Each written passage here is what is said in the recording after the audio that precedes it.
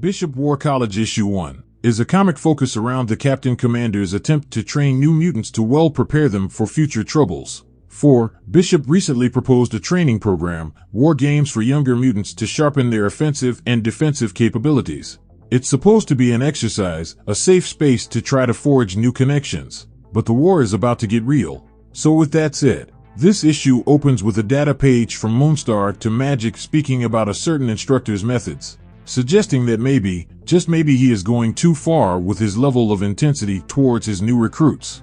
But unfortunately for Moonstar, her petition fell upon deaf ears as Magic brushes it under the rug. So with that established, who is the tyrannical ruler which Moonstar has concerns about? This tyrannical ruler is none other than the commander of captains himself, Bishop. And when this issue opens, his methods are on full display, as he has his team run drill after drill after drill until the break of exhaustion. For these young mutants are currently enrolled in Bishop's War College, a quote-unquote safe space where young mutants can train and master their powers and abilities in case of war. And the cadets in question are Aura, Cam Long, Amass, Surge, and Armor.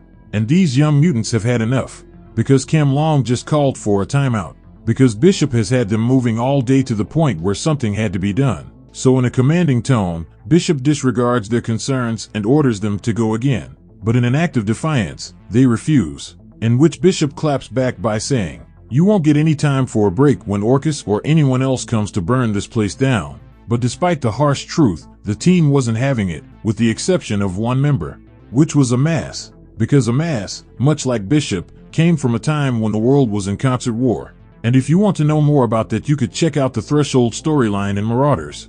But getting back to the story, we see the team leave without saying another word as Bishop stands alone, until out the tree line comes Danny Moonstar, a fellow mentor and instructor.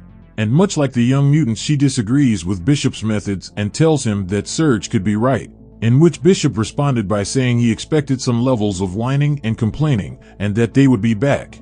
But see, this was not what Moonstar wanted to hear, because she goes on to tell him that the cadets are pissed, annoyed, and over this whole process and may not come back as quickly as he may like. Now, Bishop didn't really care about her feedback because he believed he knew what was best for their safety, especially because of his rank and position as Captain Commander.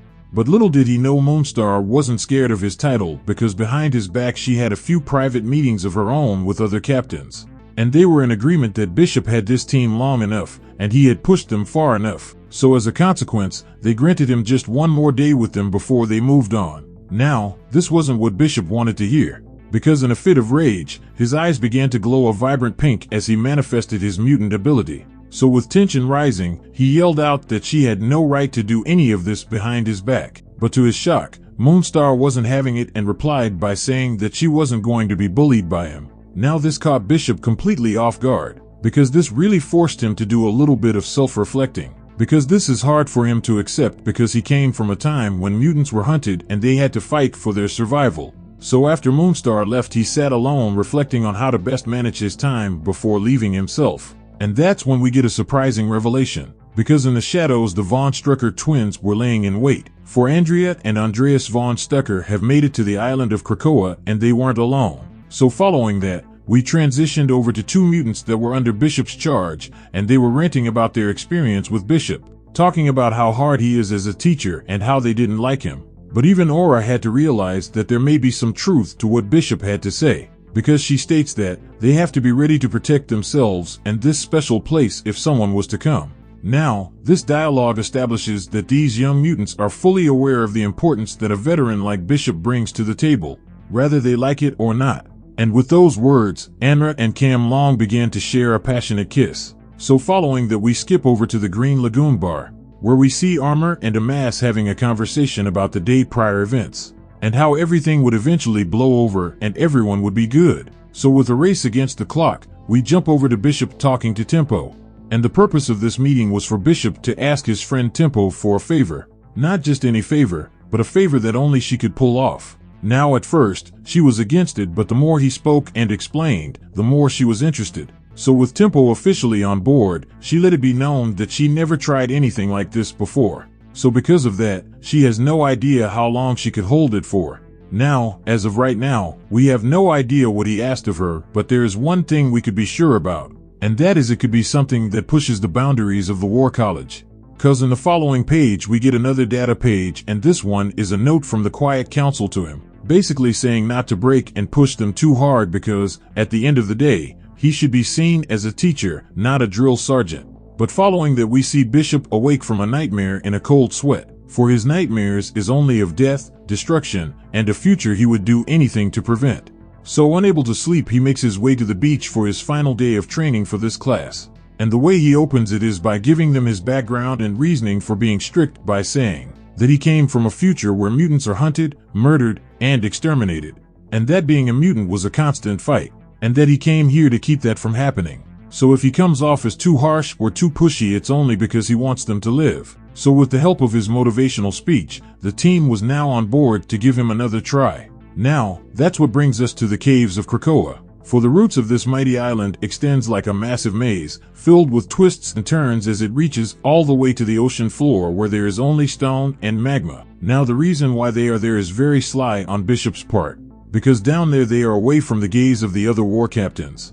Thus it allows him the opportunity to train as he sees fit, which he wastes no time in doing so, because out of nowhere Wrongside bust on the scene and sneak attacking the cadets. And just like that, the fight was on because Bishop explains that you will not always get a warning before a battle. And just to sweeten the training experience, Tempo arrives on the scene as well with her power of chronokinetic powers. And wasting no time at all, she creates a field around everyone where time basically means nothing on the inside. Because she made it in a way where time can stretch and repeat as many times as Bishop would need to get his point across. So as the fight wages on, out of nowhere outside the bubble, an explosion goes off, which sent Bishop and his team flying everywhere. And as the dust clears, they are met by the Von Strucker twins, as well as a platoon of Orchis soldiers. So with the odds stacked against them, Bishop without hesitation orders the cadets to get to the surface and to get help, because Orchis is now at their doorstep. But before they could get away, Andreas ordered her men to open fire on everyone, for the blast was laced with Blight's will, which is a solution used to strip mutants temporarily of their abilities,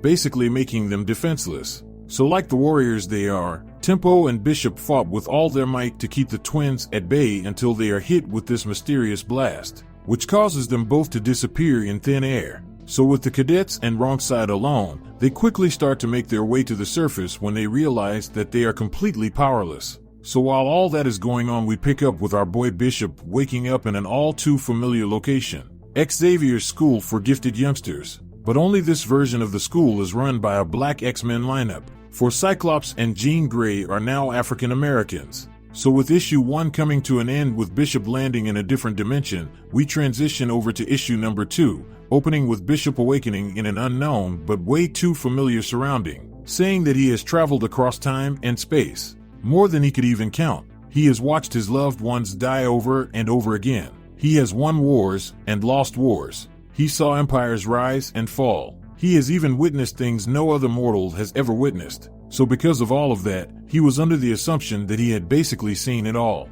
But this was something he wasn't ready for, because Scott Summers and Jean Grey were now black. So with Bishop now completely confused by what he was seeing, he quickly returned to his feet as he surveyed the area around him. In a defensive position, both Jean and Cyclops attempted to make contact with their mysterious new visitor, trying to defuse this tense situation. So as Jean approaches Bishop, he quickly reaches for a weapon, which was the wrong move because Cyclops quickly put himself between Jean and Bishop and launched an optic blast after Jean's attempt to calm his mind failed. But little did Cyclops know, that was exactly what Bishop needed to get a quick boost. So once that Captain Commander was fully charged, Bishop let out a massive blast back to the original sender. But with Jean's great reflexes, she was able to create a barrier before impact. So with things quickly escalating way past words, a blue furry fist struck Bishop clean in the jaw as he went crashing to the ground. For reinforcements have arrived, and let me just say that this version of Beast looks amazing. If I could choose one for the main storyline, I would say this one looks boss. But anyway, with the odds completely stacked against Bishop, Jean tells him that I'd stay down if I were you. But luckily, before we get the chance to see if Bishop would listen to her warning, a mysterious voice called out to end the conflict. As this universe, Charles calls for enough. So with everyone temporarily stops, Charles calmly makes his way before the visitor and calls him Bishop so all could hear. For of course, unlike Jean, Charles used his mutant power for information, not restriction. So with his identity known by the team, Bishop responds by questioning Charles's identity, which the professor responds by saying he is indeed Charles, just not the one he knows. And with that statement and maybe some unseen mental persuasion, Bishop slowly comes to the realization that this whole place is real. So with the situation slowly de-escalating, Charles reaches out a friendly hand as he states, "This universe is wide and full of variations." So with some skepticism, the X-Men started to relax as the professor continued to speak, for he tells them, he has it on good authority that Bishop means us no harm. And at that moment this universe version of Bishop arrives on the scene as he comes face to face with his Krakoan counterpart. Now, via a data page, we learn that this version of Bishop is not really a member of the X-Men. In fact, we learn that he isn't really a fighter to begin with. For this universe, Version is more of an academic professor. So with that said, we skip back over to the main universe where we see the Fenris twins talking to the traitor Moira over a video call. And as their superior officer she asked if the operation had been compromised or not, in which the twins respond by saying they are currently on track, because the drilling into the island can continue. But anyway, despite their reassurance, Moira doesn't really buy that this mission is still a go, considering Bishop just caught them. But lucky for the twins, Bishop was pushed into a different universe and the kids are still underground. But despite the twins trying to justify their actions, Moira wasn't having it, because she paid for a job to be done with nothing less than perfection. So with nothing left to say, Moira ended the transmission, leaving the twins to strategize their next moves, which was to hunt down the kids as the rest of the Orchis forces continued to drill into the stone. So with the twins on the hunt, we skip over to Bishop's students powerless and on the run. So as the kids navigate their way through the tunnels, tension begins to rise as arguments flare up between the Cam Long and Armor. But before things could get out of hand, Surge breaks up the fight, reminding everybody that everyone is in a rough situation and the only way out is together. So with cooler heads prevailing, Amass let everyone know that he has studied Blight's will, and from what he learned, this compound can have a powerful effect on mutants, like causing them to lose their powers. But based on the way this batch is reacting, the twins must have altered it, because it dampened some powers but caused others like Tempo's power to act erratic. So with that information out there, another question arises, which was what is Orchis' plan? Because Orchis didn't expect to find anyone down in the tunnels, which means they bought the Blight for something else, which is answered on the very next page via a data page. Because in Moira's report, she states, the Blight could be used as an anesthetic to Krakoa, which allowed them to dig into the island. So getting back to the comic, Armor tells the team the best move is to get reinforcements, but unfortunately for her, Cam Long was not on the same page as her, for he states, what if they pull off whatever they came to do? What if they get away before anyone else stops them? Which is a good point, because Surge agreed with Cam, because this was exactly what Bishop was training them for. But before they can all agree on a decision, the twins arrive, catching them all off guard. So in a burst of energy, the twins were able to take down all the kids in a single hit, with the exception of Cam Long and Amass. So in a desperate attempt, Cam lunges towards the twins, but with little effect, because with a single well-placed punch, Cam Long was sent flying toward Amass. Now due to the Blight effects, the two were fused together, creating a monstrous version of Amass. So with him being unable to control his gift, Amass went on a rampage that allowed him to absorb Andreas. Now with all hell breaking loose, no one was available to stop Amass as he charged the final twin. So with that said, this issue comes to an end. So with issue number 2 coming to an end with a rampaging monster, we transition over to issue number 3, and when we get there, the issue begins with Bishop encountering his alternate self from a different dimension. Now at first glance, the two appear vastly different, for our Bishop is battle-hardened and prepared for anything, while the alternate version is similar to a professor and has never been in a battle. But despite them being the same person, our Bishop couldn't shake the feeling of unfamiliarity, because when he looked at his alternate version of himself, it was like looking at a stranger. Moving forward, we arrive at the quiet council chamber of this particular universe, where both bishops are present before the all-black council. So to easier facilitate communication, this version of Charles connects everyone's minds, enabling them to share each other's memories in a short span of time. So as our Bishop learns about their history, they in turn learn about his experiences of the wars and chaos throughout his history. After everything was said and done, the council was left wondering how anyone could possibly endure a world filled with so much pain and cruelty. Additionally, in a casual remark, this iteration of Nightcrawler highlights how Sinister remains a jerk across all universes. So with that said, despite the overwhelming amount of information, Bishop remained focused on one thing, which was finding his friend Tempo, whose powers had brought them to this universe in the first place.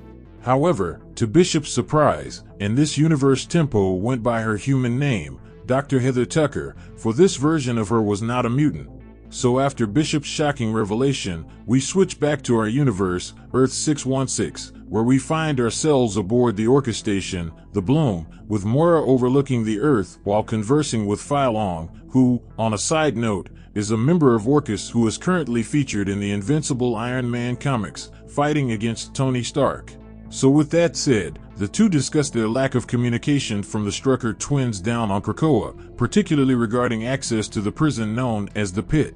For the Pit is where the Council keeps the mutants who breaks their laws, but little does Moira know, the Pit no longer houses Sabretooth and the Exiles, because after the conclusion of the Sins of Sinister event, 5 members of the Council are now in their place, for Charles, Exodus, Hope, Emma, and Sinister is now down there.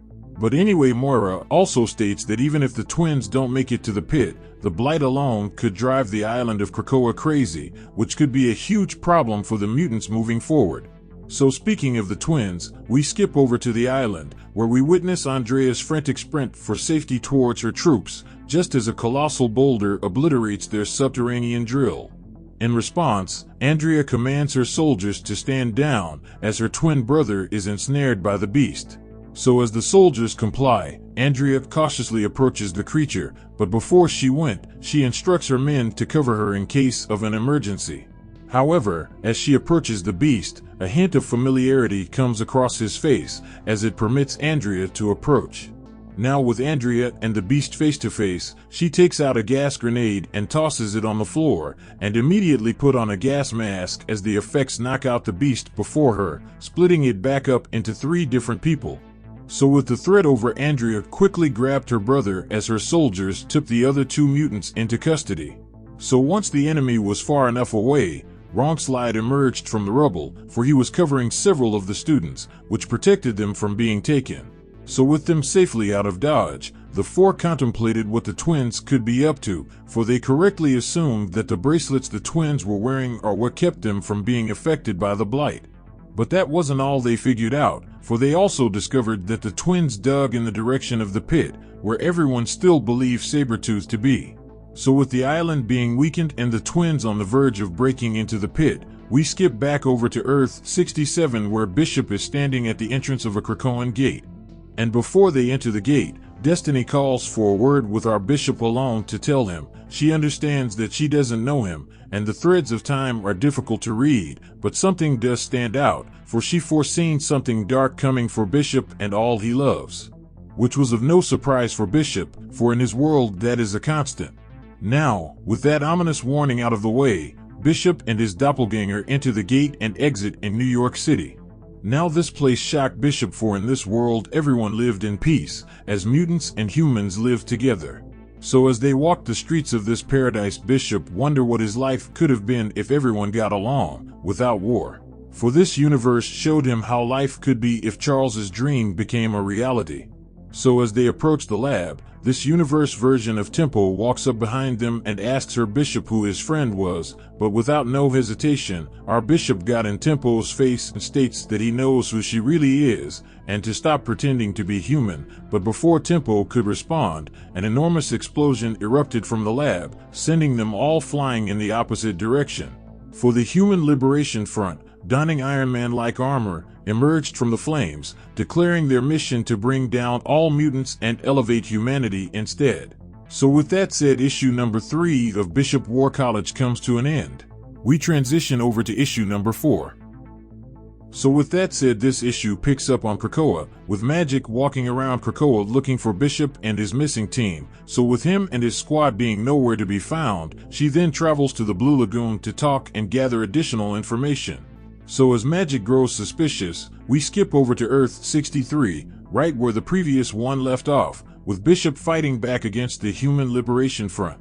And among their ranks were Phylong, Simon Trask, Moira MacTaggart, and finally Tony Stark, all of whom had the sole goal of eliminating all mutants.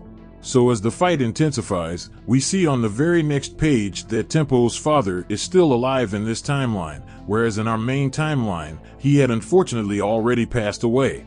So with that established, he calls out to his daughter in desperation, and coincidentally, Tempo has just so happened to be doing the exact same thing and called out for her father to take cover and get out of harm's way. So as the people scramble to safety, Bishop orders this universe version of himself to help fight back, but to his dismay, Lucas was more complacent in hiding than actually standing up for himself. So with Lucas scared out of his mind, he tells our Bishop that he is not him, and on top of that, he doesn't understand how to even go about doing what he does, to which our Bishop replies by saying he does it because he has to. So with that said, as Tony Stark comes flying down for an attack, a kinetic blast just so happened to hit him center mass and sent him flying back, and on the next page we discover that said attack came from not our Bishop but this universe's version of Lucas. So as the energy flows through his arm, we see the X-Men team arriving on the scene.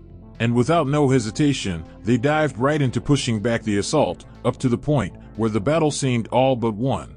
So as Cyclops orders Moira to surrender, she pulls out her trump card and detonates a massive explosion. So as the scene fades to white, we transfer over to the caves under Krakoa, where we see Aura, Armor, Surge, and Wrongslide watching the twins from the shadows. And as you can see, they manage to get their drill back up and running. And unfortunately for both Amass and Cam Long, they were left tied up and under the supervision of armed guards after their run-in with the twins. So with everyone in place, the rest of the team quickly formulate a plan of action centered around taking the bracelets from the twins in order to regain their mutant abilities.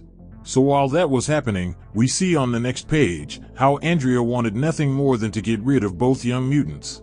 But due to the nature of Orchis's plan, that was not on the agenda, because after entering the pit, they were instructed to toss in several of Bishop's lackeys to frame them for unleashing hell on Krakoa.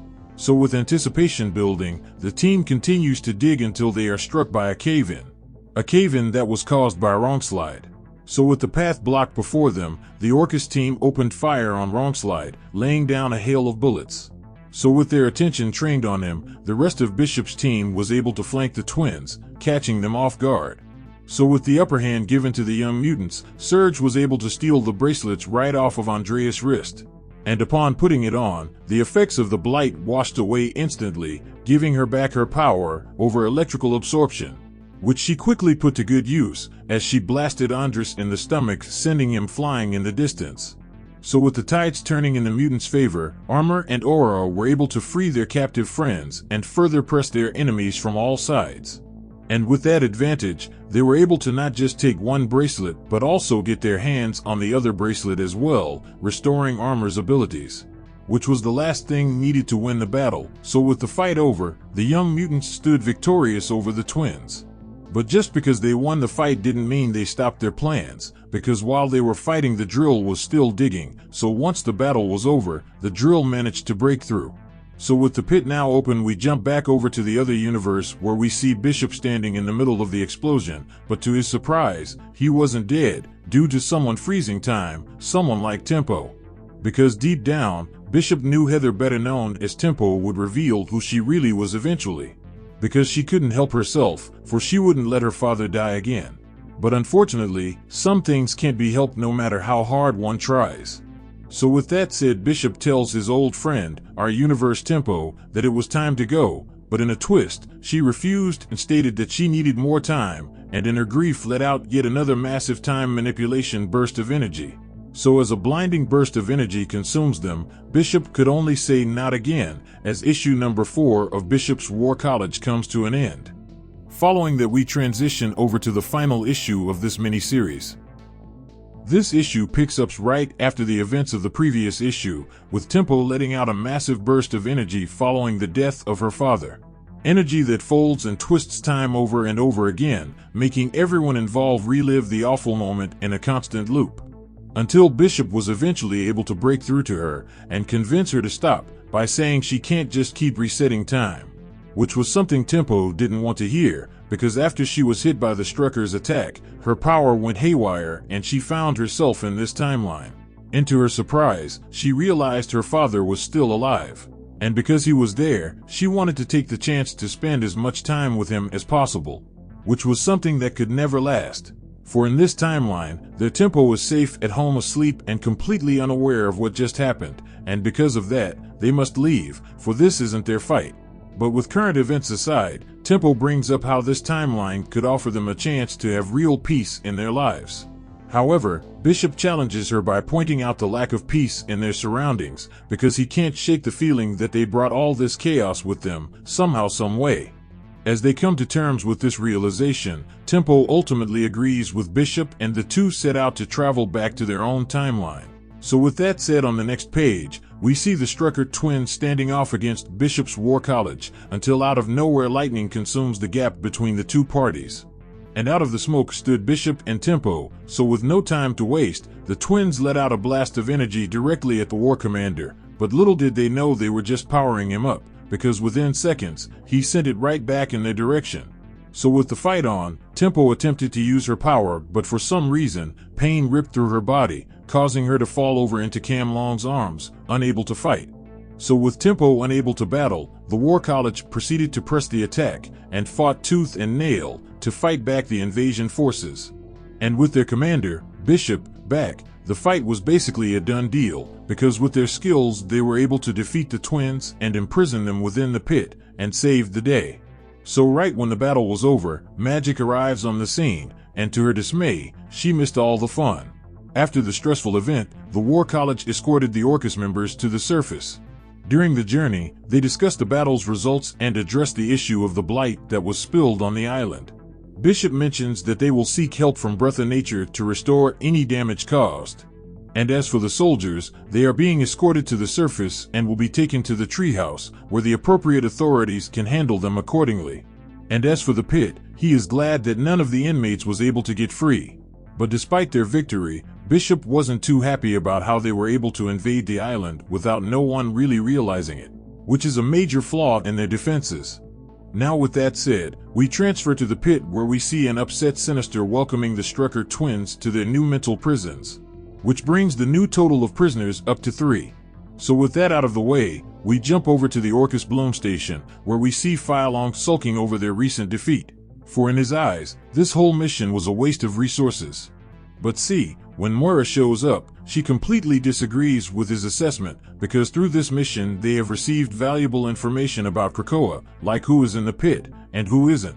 Which is a reference to Sabretooth and the exiles running free out in the world, which is very important, because knowledge is power. So as things calm down, the War College celebrates their victory over Orchis at the Green Lagoon, as Bishop, Tempo, and Magic have a small conversation. And the long and short of it is that they pretty much spoke about events in the other universe and how it was different from theirs in many ways.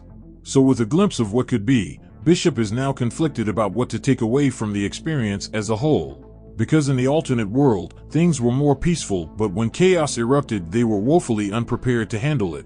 But see, when we transition over to that world, we see Lucas trying something new. We see Lucas training with Magic, training to be more prepared in the case of danger. Because after recent events, Lucas now understands the need to be prepared. So the following day, we skip back over to the main universe, where Bishop is telling his class that they have passed his course and did well on their fight against Orchis. So with his previous class passing with flying colors, we see the next round of students arrive on the scene, and this time Bishop wants to try something new. He wants to try something different. Instead of having them fight each other, he wants to have them fight him. So with that said, Bishop War College mini-series comes to an end. So down in the comment section below, let me know your thoughts about this issue and what predictions you could have moving forward. So with that established, I hope you enjoyed this video, and please don't forget to leave a like and a comment if you want to see more videos like this. Thank you for watching, and I'll see you in the next video.